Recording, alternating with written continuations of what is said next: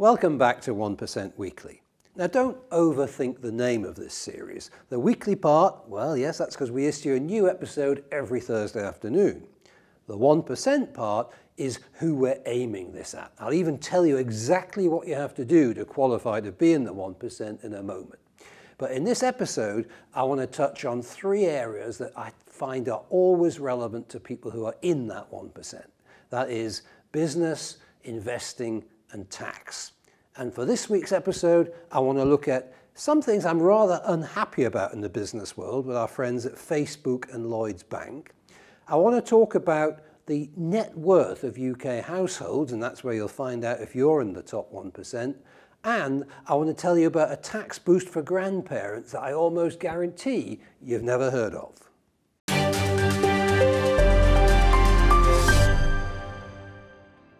I've been concerned for some time now about the growing power of a small number of internet companies like Facebook and Google to kind of dictate the market and become a real monopoly. And Facebook have been falling over themselves recently to try and prove me right, because not long ago they said that they were going to put severe limitations on what you can actually show in people's timeline from things like business pages.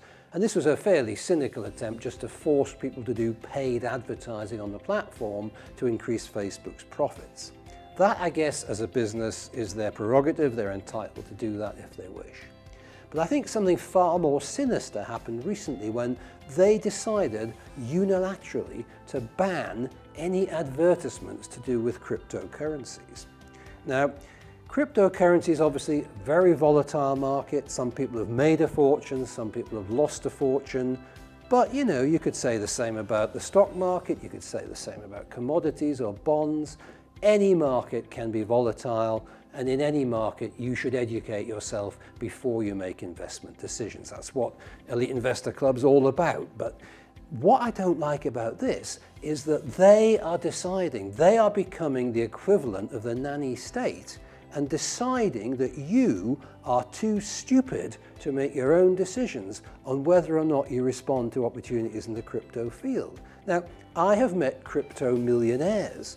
You know, there are one or two who I believe are close to being billionaires. So, you know, you can make a lot of money at this if you know what you're doing, but obviously a lot of people don't.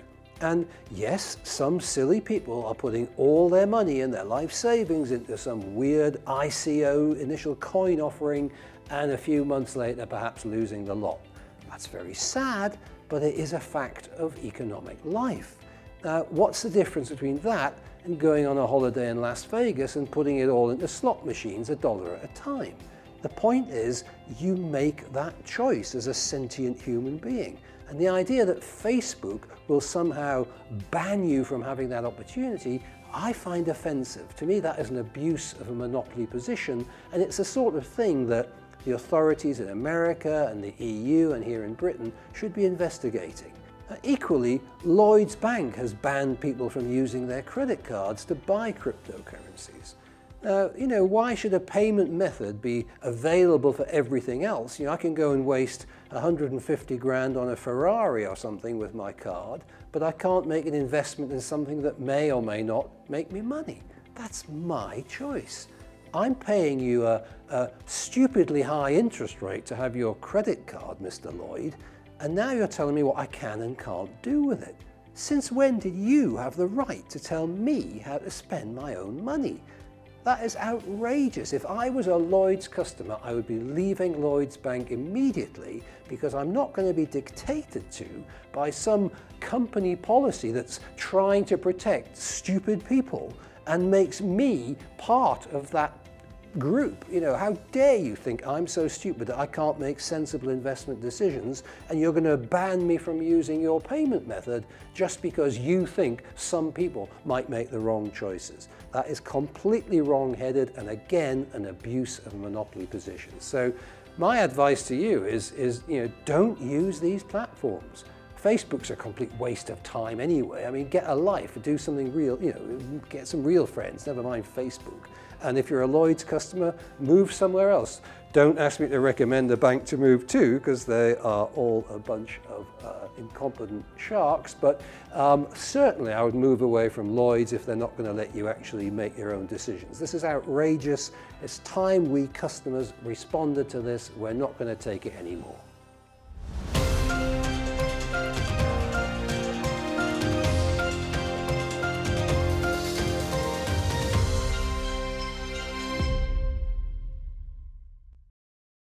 I have good news for you. The wealth of UK households is increasing dramatically. In fact, 3.5 million UK households now have a net worth of £1 million or more. Partly this is due to rising house prices, obviously, but also things like falling bond yields, which have caused bond prices to rise, so the amount of money in your pension has gone up. But some of the statistics are quite startling. They're saying that on average, the typical British household is getting richer to the tune of almost £1,500 a month. And that adds up to some pretty serious money. The medium household wealth went from 225,100 in 2012 to 260,000 by 2016. 13% of all households are now worth more than £1 million. Now, you're watching 1% Weekly, so I bet you're thinking, what does my net worth have to be to qualify to be in the top 1%? Well, here it is. Drum roll. You have to have a total net worth of £3.2 million.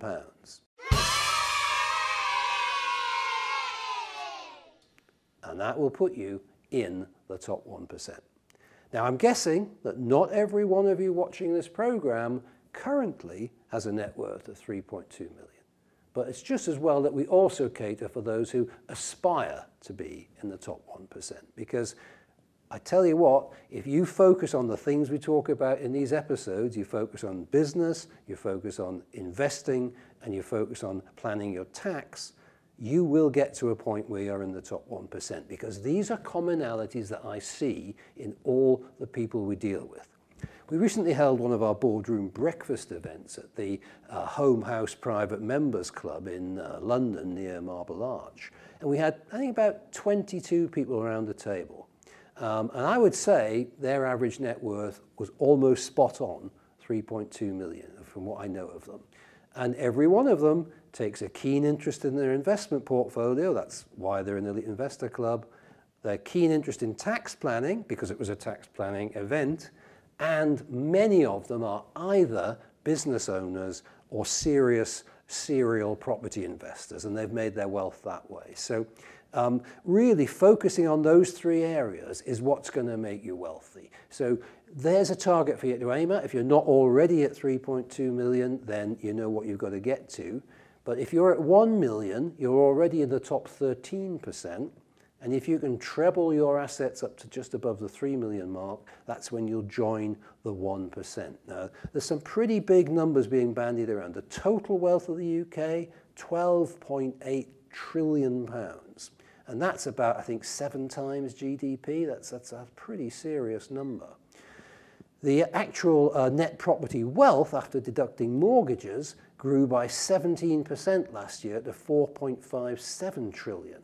And private pension wealth soared by 20% to 5.32 billion. So this does make it look like more people are actually getting involved in pensions and they're saving more, which is just as well, because as we've discussed in previous episodes, a lot of people have been taking too much out of their pension and are going to run out of money in the next 5 or 10 years. So if this is a trend to put more money away and to get some better investment results from it, then that's very welcome. But the main fact to take away from all this is we're all getting richer, and now you know where you need to be in the top 1%. The magic figure that you can tattoo on your forehead is £3.2 million.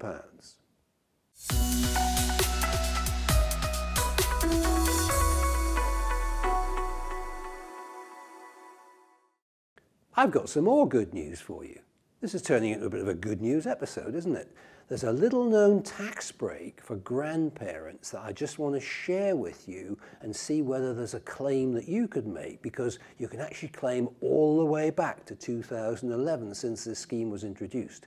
Now, it's apparently eligible to perhaps 100,000 people, but last year a grand total of 1,300 people took up the scheme. So clearly the government's put this thing in place, but they ain't exactly publicising it very much. And there's quite a few little tax reliefs like this that lie around out there that you're probably not aware of. So let me tell you about this one. Do your grandparents, or your parents, the children's grandparents, help to care for your kids? If so, they could claim national insurance contributions for the time they spend doing that and increase the amount of pension they receive when they retire. So they need to still be working age grandparents, but if they are below 65 and they're helping you out a couple of days a week, 3 days a week, whatever, with the children, then they can make a claim. In fact, you could make a claim if you were doing it, but the reality is most parents these days both work. But you can pass on your tax benefits to your parents, the children's grandparents, if you're still with me, and they can then claim the benefits of them. So let me just read the small print here. Almost 2/3 of grandparents in the UK now get involved in childcare. And a grandparent taking part in this scheme for a full year would be able to claim an extra 1/35 of the state pension under the specified adult childcare rules. Now, don't forget, they must themselves be of working age and the children must be under 12 to qualify. But if they get that full year's benefit, that's like £231 a year onto their pension.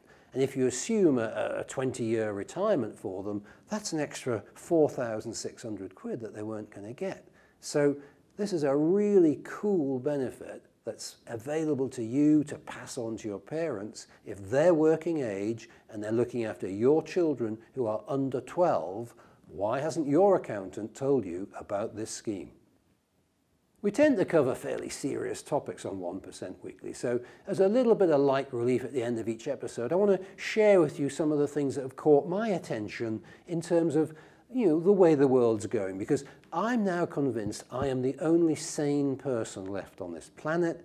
Everybody else should be sectioned under the Mental Health Act. So each week I'll give you a little bit of an example of what I've come across, a lot of it, dare I say, in the world of political correctness. So let me finish this week by telling you a little story about lollipop men.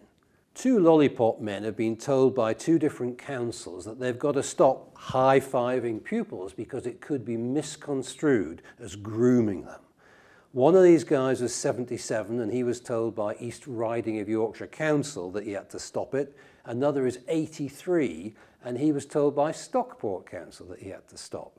So, they were asked for their comment and he said, "The business of political correctness has just gone mad." And I agree with him. It's a mad world. I'll see you next week on the next episode of 1% Weekly. Cue Tears for Fears.